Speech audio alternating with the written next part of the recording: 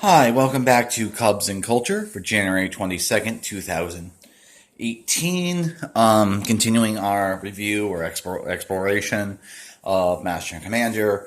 Before going on to the technical aspects of the film, I want to talk a little bit about maybe this is a reason why the movie wasn't successful at the box office. I guess you can criticize it for being a bit too dry.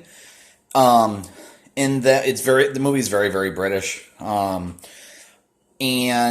there's a way in which, because of the way the central plot is basically this cat and mouse game between two ships, that you might, if you're not interested in the sort of historical time period the movie takes place in, maybe that's not enough to maintain your interest. And I guess also, I wouldn't change anything about how Jack and Stephen are portrayed in these movies because of what I'm going to say. It's both issues that are hinted at.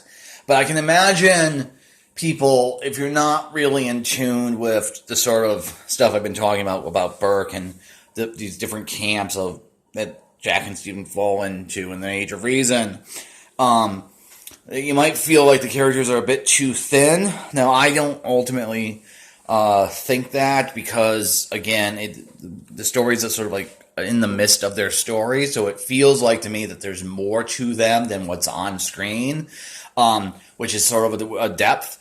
But anyway, talking about like sort of contradictions or ways in which maybe people would feel like more drama or sort of a deeper movie or whatever, is in the book,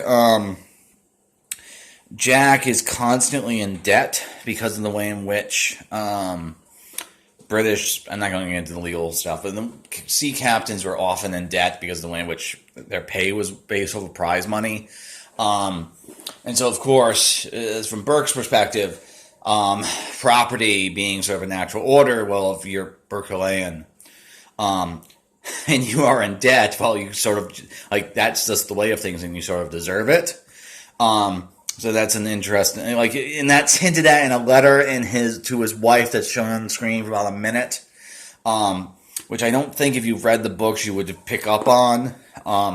And I don't really think there's any other way of bringing this element in, because it's not like it's sort of central to Jack, but it's not central to the chapter of the story they're telling for Jack at the moment. Then for Stephen, this isn't hinted at all in the movie, and I can't think of a way of bringing it in because of the way in which they're sort of at sea. They're not going into ports at any point in this particular movie. And he's actually also an agent for British Secret Service, i.e. a spy. And there's parts of the novels which it's actually much more like his story about fighting the intelligentsia, the intelligence war during the Napoleonic Wars. Again, I don't think that could have been brought in, but I do think. I don't think it's a problem, and I think ultimately, if the movie was financially successful, they would have brought this element in down the line. But Stephen in the novels, sort of his other major personal issue is he's an opium addict. This is hinted at because you see laudanum and opium bottles in his room a lot. So if you have not read the novels, you wouldn't necessarily pick up on this. I kind of wish, I don't think it's necessary, but I wish there was just one scene of him taking opium. Even if it was just 30 seconds. And maybe there is one, even though I didn't catch it when I rewatched it. I don't really think it's a problem. But in any case, I think trying to introduce those elements would have spoiled the balance on terms of it being in the midst of things, which is sort of the main theme of the movie, and the main reason why I like of it. But maybe if those elements were introduced, people would feel like they're deeper characters. I'm not entirely sure. Anyway, okay, so let me talk about three things about the movie I really, really like in terms of its technical aspects. The technical, both in terms of like art direction, editing, costumes, etc. But some of this is actually in the screenplay. Is one of the joys for this film is it's never in the forefront, but if you watch the movie closely, there's a lot of sort of details, just like interesting historical tidbits that are introduced in the film. The way in which noon was always reset every single day by actually measuring it on the horizon for the sun, or the difference between like lead balls and grape shots and everything like that. It's sort of in the DNA of the film. If you pay attention, you really get a sense of how daily life on the ship goes, and it's sort of, I mean, other films have done this, but it's never sort of the focal point. But it's kind of neat to see it on screen. At least I find it neat, and I like the way in which, again, because it's sort of building up to because you're in the midst of things as sort of its central theme. It sort of, as a whole, feels like a day in a life for the British Navy, in terms of like its art direction and everything like that. Then before I get to cinematography, this movie came out in 2003, and it has a pretty nice blend of digital effects and practical effects in terms of they use miniatures, and miniatures augmented with CGI, and then also real footage spliced together. And it's some of the best work I've seen in terms of being completely sort of believable. And I actually would not have been upset if this film won the Best Visual Effects Oscar over Lord of the Rings, because maybe one day I'll give a review of Lord of the Rings, but that would probably be like 3 hours long. One of my problems with Lord of the Rings, especially in Return of the King, is Jackson. Don't get me wrong, the special effects on the whole in Lord of the Rings are very, very good, but in Return of the King especially, Jackson pushed this CGI technology a little bit further than it was capable of doing at the time. Whereas I feel like for Master and Commander, the scope, the visual scope, what the effects were asked to do was far more in hand, and so it comes across as far more like it's a sort of a perfect application of techniques as opposed to pushing them further. Okay, so anyway, this film, one of the things it won, and it's also one of the few things Lord of the Rings didn't win, was Best Cinematography. It struck me, okay, so when I was happy when this film won something, because I wanted it to win something at the Oscars, because I like it so much.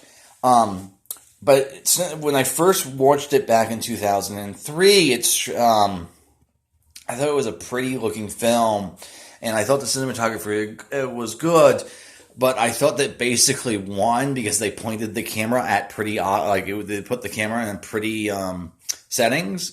But watching it again, it struck me, and this is a combination of cinematography and direction, it struck me how close the movie actually adheres to